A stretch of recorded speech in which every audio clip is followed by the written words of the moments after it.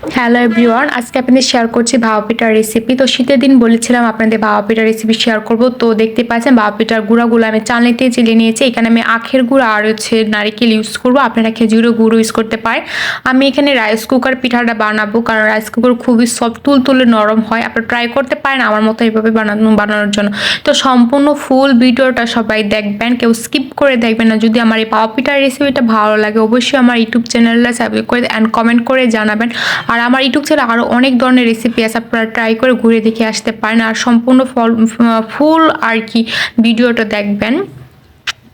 তো সম্পূর্ণ ভিডিওতে দেওয়া আছে কীভাবে আমি ভাপা পিঠাটা করেছি। তো দেখতে প্রথমে ভাপা পিঠা গুঁড়াগুলো নিয়েছি, তারপরে যে মিক্সড করা আখের গুঁড়ের সাথে নারিকেল এটা দিয়ে দিবেন, তারপর রাইস কুকারতে দিবেন।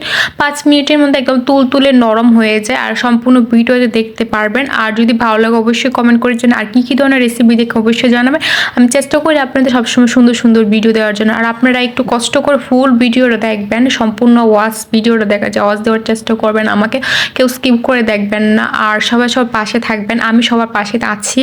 অ্যান্ড সবাই সুন্দর সুন্দর ভিডিও করুন, আমিও আপনাদের চেষ্টা করি সুন্দর সুন্দর ভিডিও দেওয়ার জন্য। তো কেমন হয়েছে অবশ্যই জানাবেন আর সম্পূর্ণ ভিডিও দেখতে থাকবেন। আর আজকে এই পর্যন্ত, সামনে আরও সুন্দর সুন্দর রেসিপি আসবে, সম্পূর্ণ ভিডিওতে দেওয়া আছে আমি কীভাবে করেছি।